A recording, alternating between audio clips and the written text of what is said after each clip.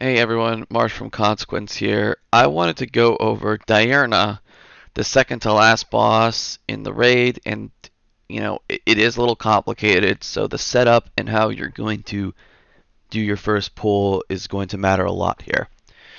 So Kurog and Dathia did have some comp requirements, I'd say, especially Dathia, but this is a fight where that will come into play as one of the tanks just makes the fight significantly easier.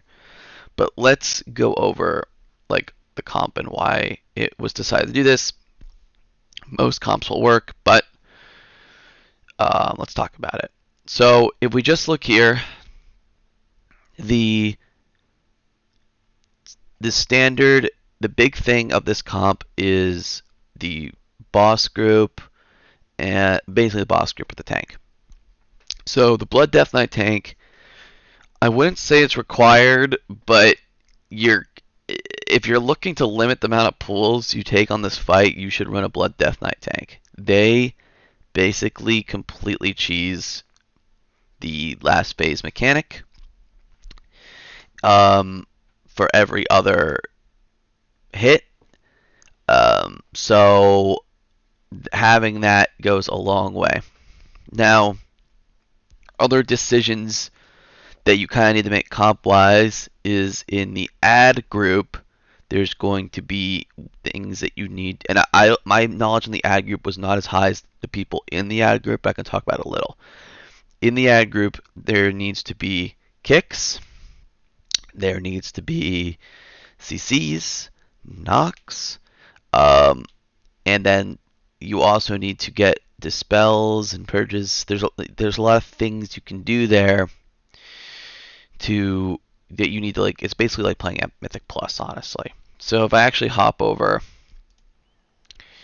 in our note, I think we took this from the Liquid Pack, but you can see we have like some CCs, so Skull and Cross will spawn, but that doesn't mean that the other people aren't doing CC. Like if you look at our logs, I'm assuming most of the time there are other things going off, because if things in the ad group cast, it will combo players out, or like when the eggs are breaking, it does damage to everyone, so it will combo players out there.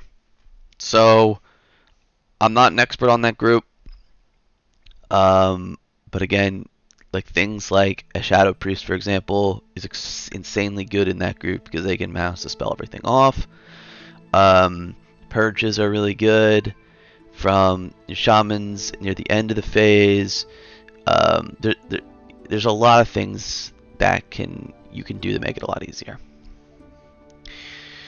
So going back to the comp, another thing to note here is this chart is boss damage. So the reason boss damage does matter in a sense, kinda, but now with gear, you just kind of need to get to the end of the fight, but your first kill will be sketchy. So what you see here is that it's pretty clear who's in the boss group.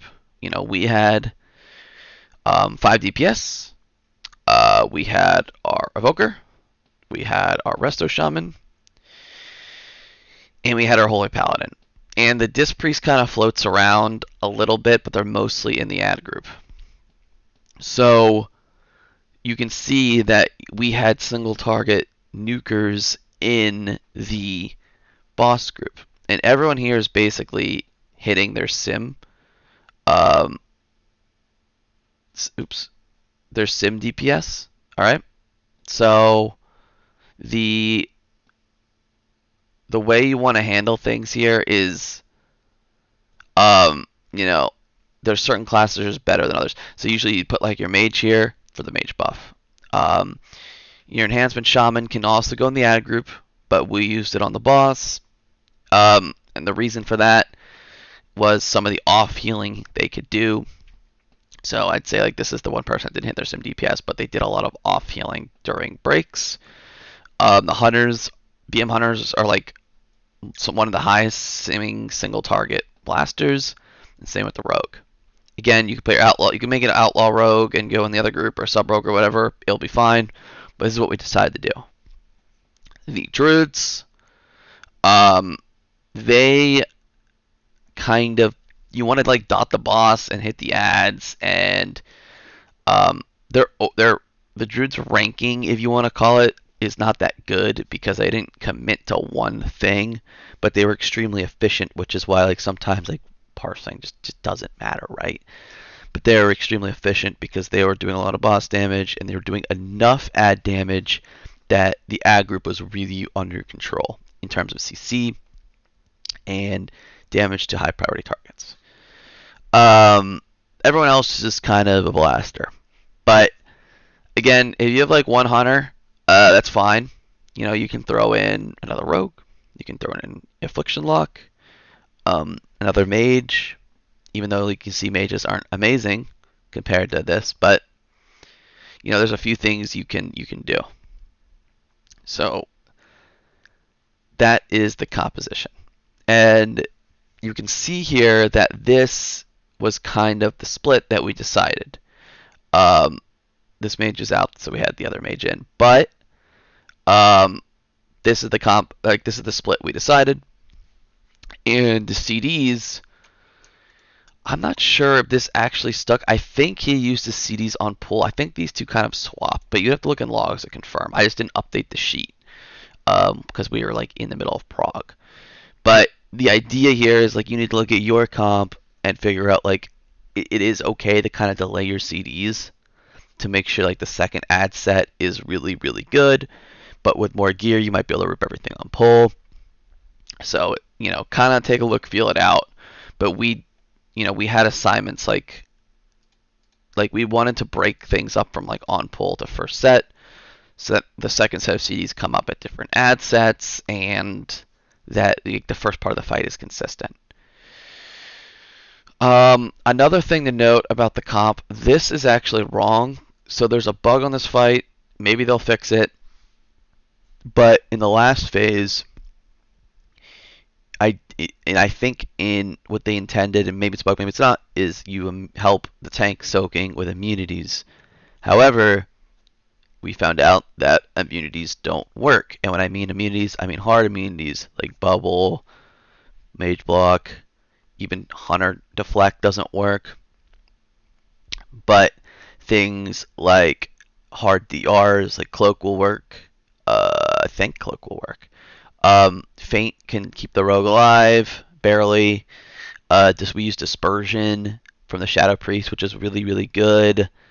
The Windwalker Monk can take soaks with their abilities. And we'll talk about that later in the fight. APT Totem we also use. So, and this is also a little outdated. This person was supposed to be a DK. Let me just fix this.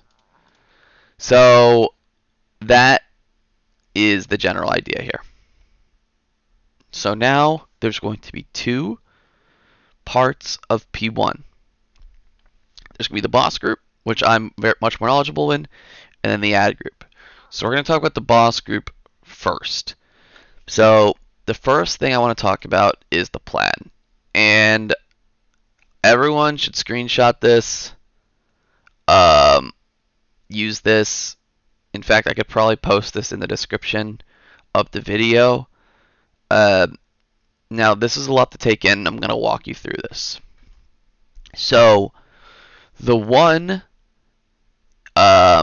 first number here is the egg set you're breaking. So, first egg set, second, third, fourth, fifth, etc. The second number is how many eggs you're breaking. So, 3, 3, 3, 3, 2, 3, 3, 3, 3, 2, 2, 2, right? So, that's the idea. Now, I modified this slightly to kind of like let it work for every guild. But the tank here should be your Blood Death Knight if you have it. If you don't have a Blood Death Knight, we can talk about that, but I guess any tank can do this role then. It's just like the Blood Death Knight. You can just stick on the boss the whole time, so it's pretty nice. So the tanking the boss will get all these eggs, and they're usually like getting an egg close, like where they're going next. The far one here, this one is usually saved for a hunter, um, because the hunter can get really far. These can be really, really far. We'll talk about the staff positioning. Um, but that one would be for hunter. And then this one that has like a healer and a range, that actually means that, you know, some groups use a holy paladin and some groups use another hunter. That's what you'll see the most. So either or work. We used double hunter because we had two BM hunters and they're extremely good at doing boss damage and weirdly good at living. You'd think hunters are squishy, but they are pretty good at like living the hard egg breaks with like their weak defensives. It's just like just enough to live. Um, so they're pretty good.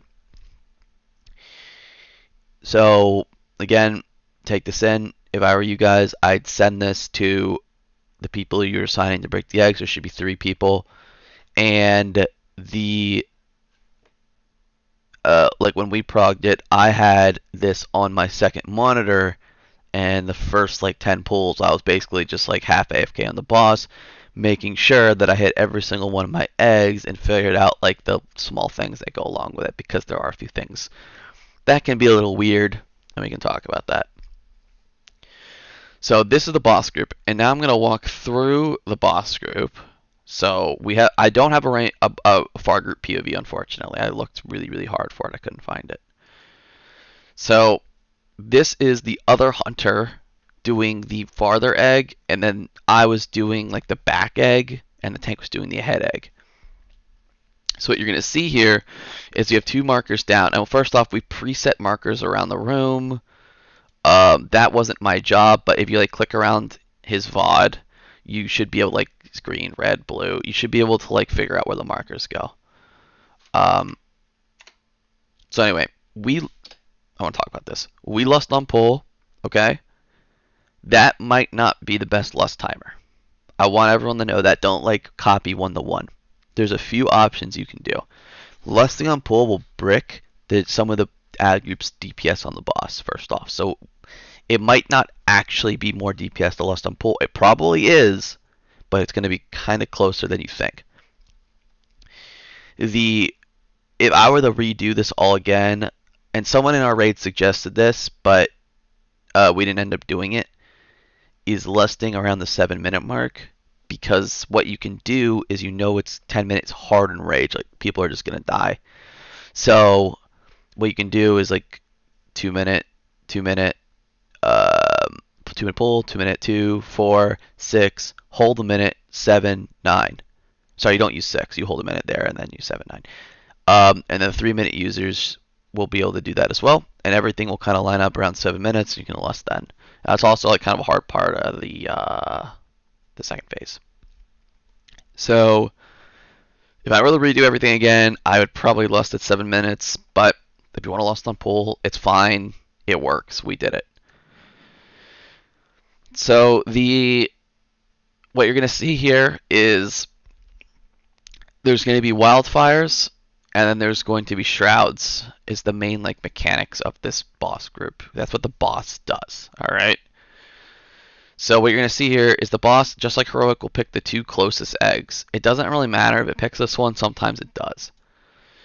Now, this staff is the most frustrating part of the boss group. Not the staff line, not the damage it does. The annoying part is where it spawns, because it's pretty RNG. Here it spawned here, it could spawn here, it could spawn here, it could spawn here. It's a nightmare. An absolute nightmare, because what can happen is if the boss isn't positioned pixel perfect, let's say the boss was a little off closer to the skull egg, and then the staff spawned like far away from this egg. It's not making it. Like, it just doesn't make it. And the ad spawns, and it's pretty GG. So that's a very frustrating part. And the way you outplay it is you see what he's doing is he's like kind of in the boss's model, and you can see me, like I'm literally in the boss's model, because I'm basically clicking my extra action button hotkey to make sure that I pick up the staff instantly.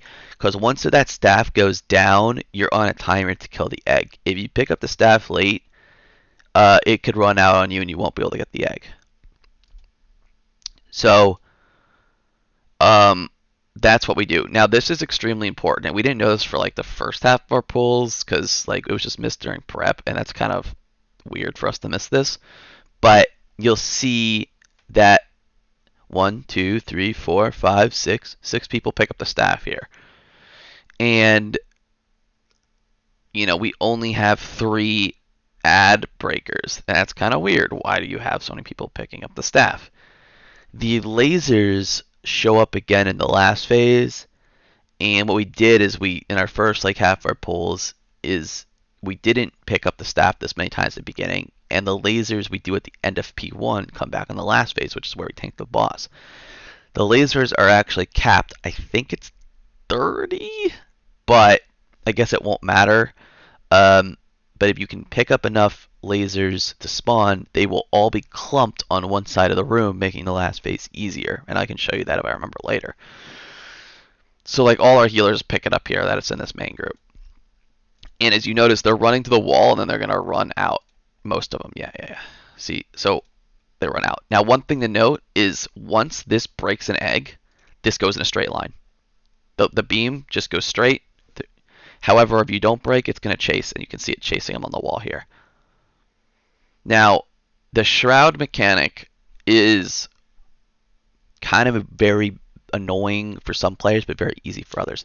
So if you have like a way to free a route, you can get off, you can get out. So what you're going to see here is he's going to disengage and instantly get rid of the shroud, but not everyone can do that. And see this? These things come back in the last phase. But if you can get all of them in this quadrant, then it's not as bad. So this is when you do, make sure you move up basically before that casts. So now, again, we have Wildfire. And Great Staff again. See, he's in the boss model, okay? And he's clicking his extra action button. And this is another 3 break, if you remember.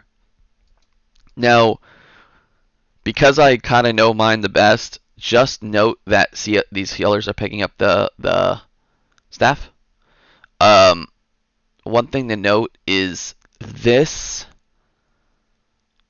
bomb, which was mine, is kind of a pain because they're picking up the staff and running to the wall, which is right.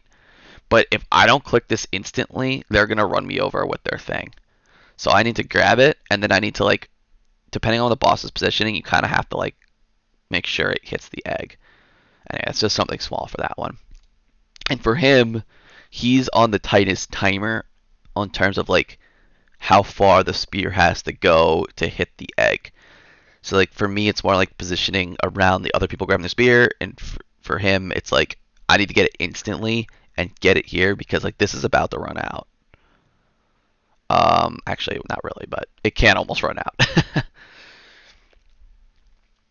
So anyway, we come up here. This is the 3rd set. So we had the healers pick up the first 2. I think on this one, we don't have them pick it up. This is one of the danger combos because what's going to happen here is you're getting the staff and then you're getting the healing absorb. Okay, so this is one of the scary parts. So we see some externals going out here. And you see me going here and him going here. The shroud comes out. He's just going to disengage. I'm going to disengage on that wall. But if you see that none of the healers picked it up because the amount of, like, we didn't like tick that hard here, but it is extremely dangerous. Another thing to note is that the eggs, when you break them, they do chunk damage to the whole raid. So if you break all 3 at once, people can actually die. So, which is why it's like very dangerous, and there's nothing you can really do about it except maybe try to call it. But like someone like the enhancement shaman can be off healing the main group. But like if the far group misses a cast and then the 3 break goes off, one person over there is dying. So anyway, now we're back. We're at far, which is not as dangerous of a set. There's Wildfire. There's 4. And what you're going to see here is you see, I think only 2 of the healers get it here, but you can look at the logs to confirm. But I think this is the last one the healers grab. So, a few healers grab, and it looks like just 1 healer grabs. But that should, you can do the math and look at the logs, but that should cap out the lightning at the end. And if you didn't do that, you'd get lightning on the other side of the room. So anyway, 5 is a 2 set. Actually, no, they actually grab on this set too. 5 is a 2 set, okay? Or at least I grab.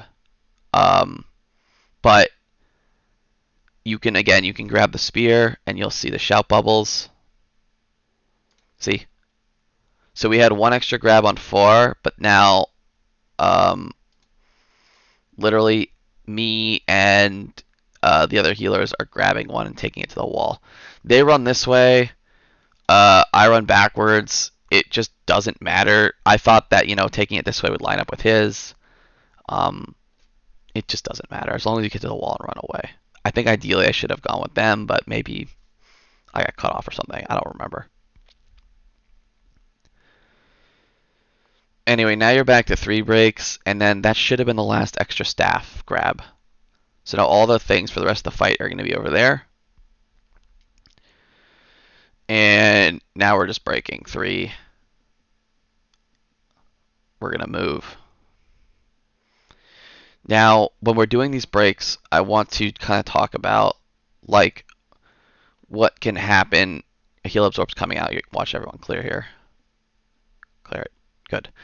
Now we can talk about kind of what you can do if you miss one.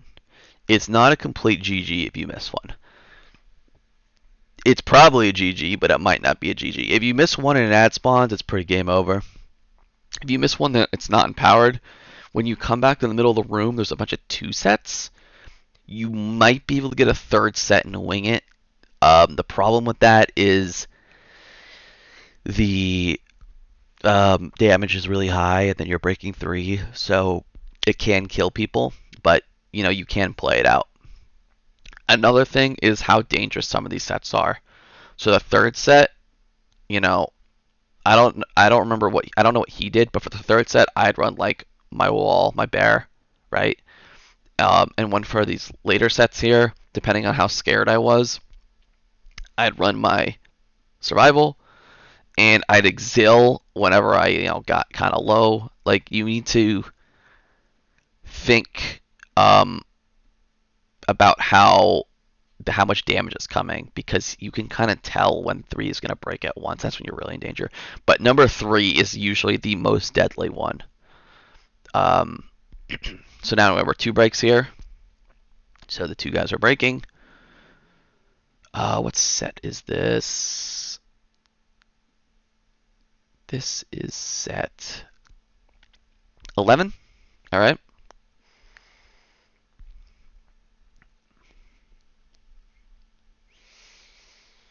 And okay, this is the big transition. So there's a few ways guilds do this. I'll tell you how we did this. So what happens is the ads in the other group, they're spawning back here, and that ad set is a huge pain. That is probably the hardest part of the fight. The ads do a bunch of different things. They can heal each other. They can also damage each other. I'm not an expert in that group by any means. But what we do is we rush over there, and I think we target down some of the small ads. You can look at our logs to confirm. And then we'll shift over to the dragons. But what happens is literally everyone in this group leaves, except for the BM hunters, the tank, and I think 2 healers, but we can confirm in a second. So you can see everyone's leaving. Goodbye, everyone. And yep, so you can see in the frames here, people are some of the range are still in range, but the Evoker healer's gone. The enhancement shaman and the rogue are gone. The mage is gone. So it really is just 2 BM hunters and then these guys are dotting and stuff, but the 2 BM hunters, there are shamans around here. Um, the H pal is here, and the tank is here. Now, this is something I'm going to show you something. I outplayed it. You'll see it on the other hunter, but this never happened before, and I didn't even think this could happen because I thought they would be outranged. But this is the 12th set.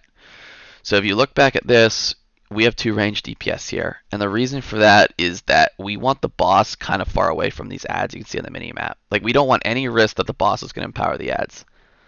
So what we're going to do is the Shroud's going to come and then the Great Staff's going to come. However, the ads spawn sentries. They're trying to kill those ads ASAP, but they'll spawn sentries.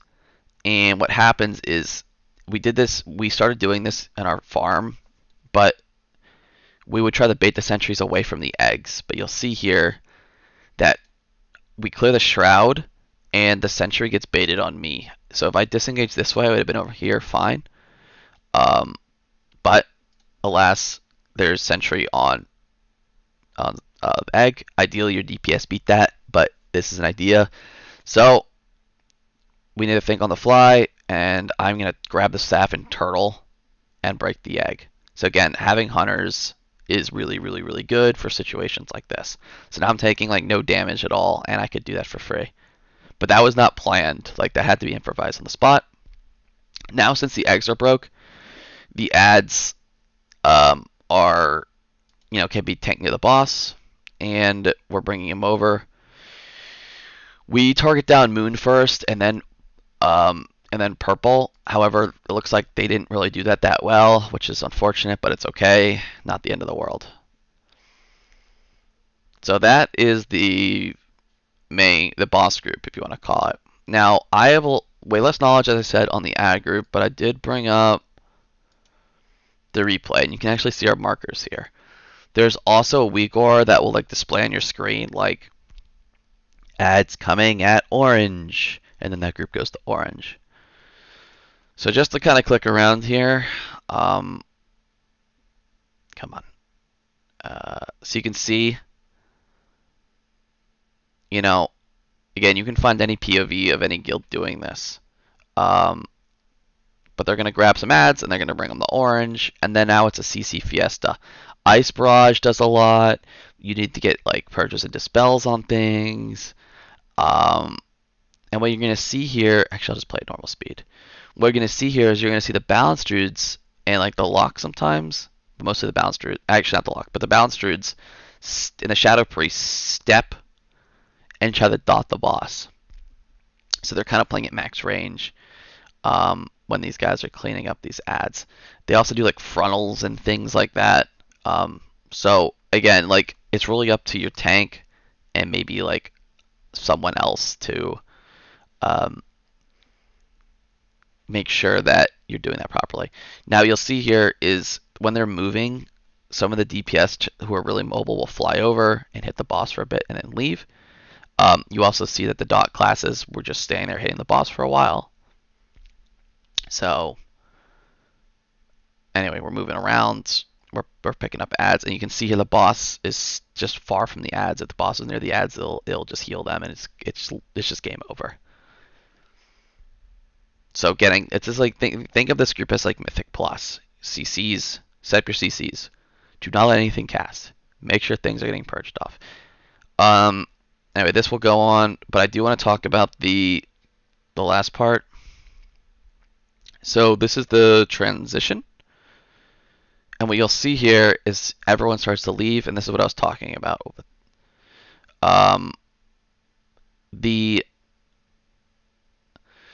See how only the Resto Shaman, the H-Pal, and the Hunters, and the Tank the Hunters are here? Everyone else is over here. I'll just back up a second because it's hard to probably see on the stream.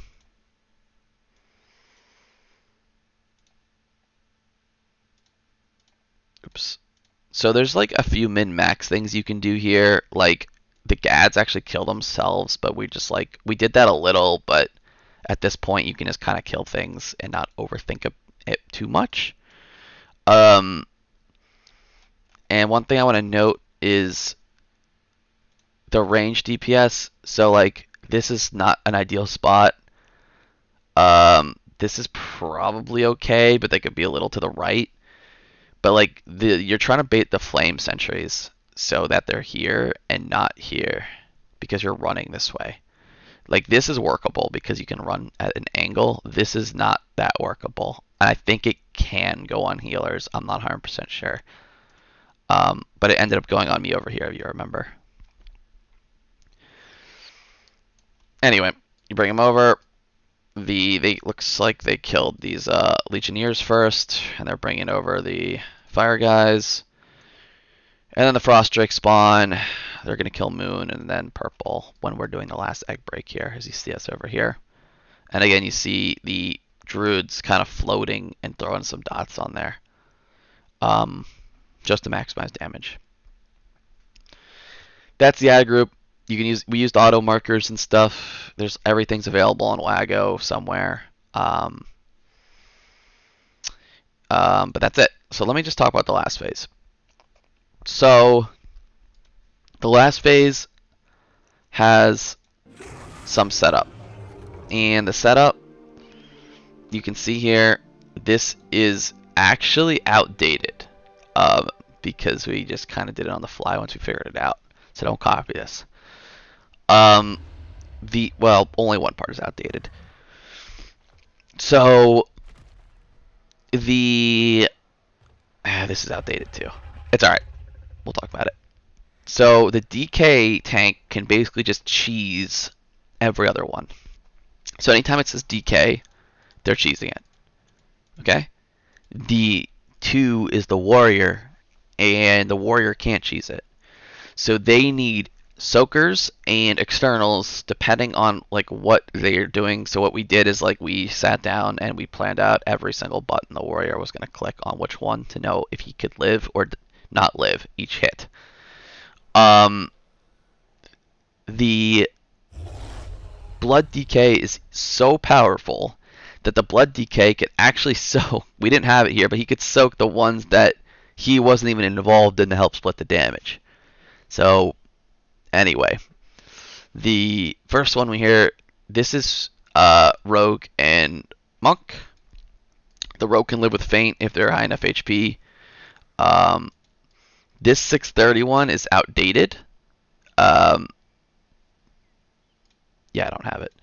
It's outdated because the Hunter Turtle doesn't work. So we used a Shadow Priest here.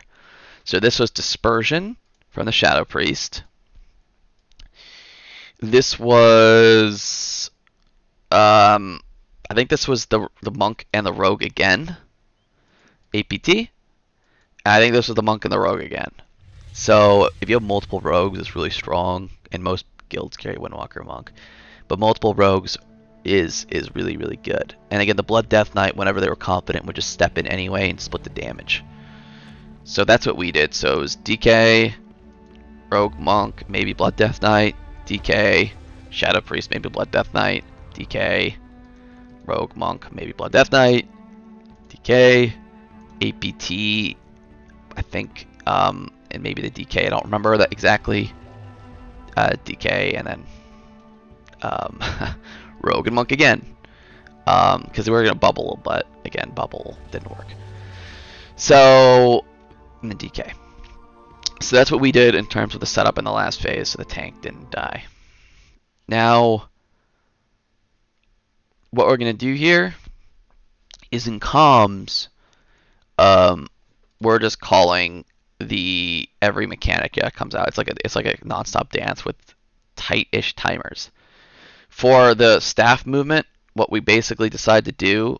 Okay, first off, you see these? If we didn't grab all the staffs at the beginning, they would all be in the middle of the room right now. But so a lot of it's like Shroud, Wildfire combos, so in Grid Staff combos. So you see here, anyone with a root can just get out. Anyone without a root should be close to the boss so they can be dispelled out. And you saw the Rogue and the Monk go in there. Anyone who gets the staff, like for range, will just run back a little and then do a little arc. On on our farm kill, we had a lot more people over here. Like, look how much room there is. We're very congested over there. So we made that adjustment. We had a few more people stand here. Um, but the combos are coming out. And melee, who get it, need to run straight back. CC, straight back, straight back, straight back, straight back. And now they're just going to loop around. So the melee need to have, like, they need to discuss and have, like, set positions around the boss. Not just for that, but for wildfire. See the mass dispel? He's hitting people who can't get out easily. And that's the Shadow Priest. The Disc Priest can't do it. He'll run out of mana. So that's how we do it. So this is the second combo. So this is the Shadow Priest. Yep. Shadow Priest. And then again, we have like externals being used there. Bark, paints up. There's things you have to look in the logs. I don't know. They kept moving them, so I don't remember. So the general rule of thumb is melee gets it straight back.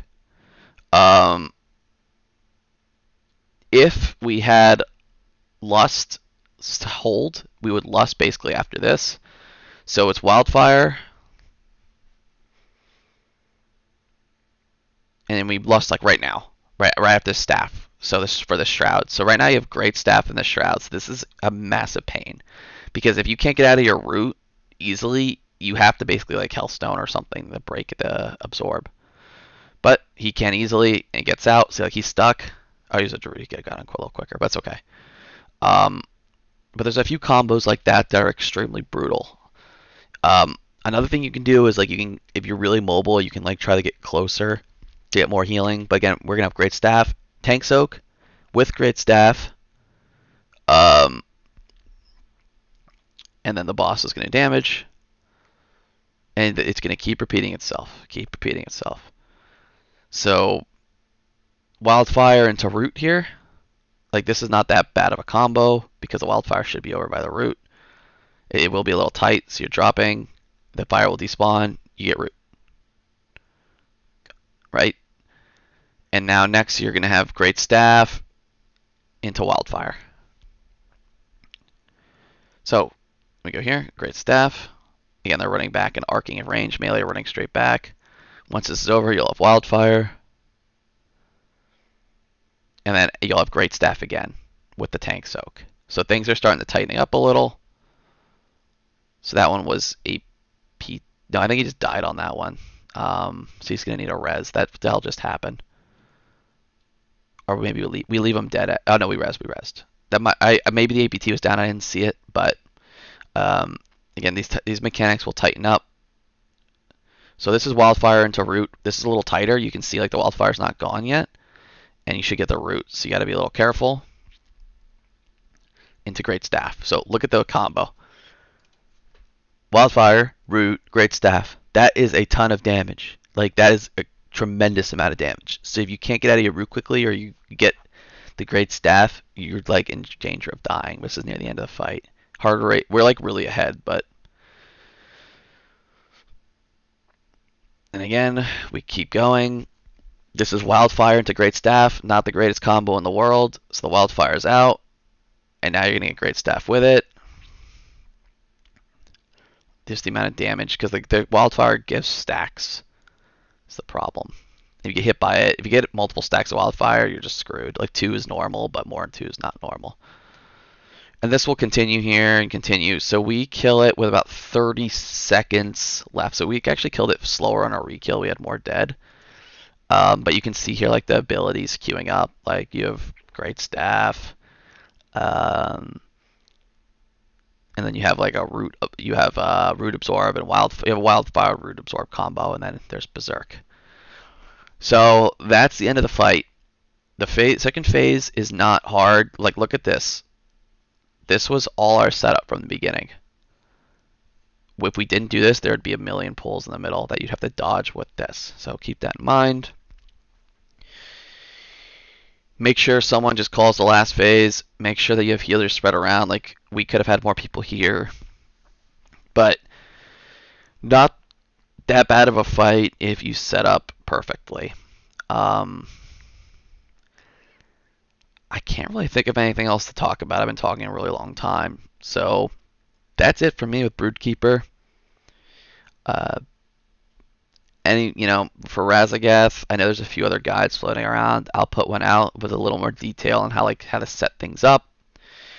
But until we kill it, there'll be no guide. Other than that, good luck on Broodkeeper, and I'll put the raid plan in the description. Peace out.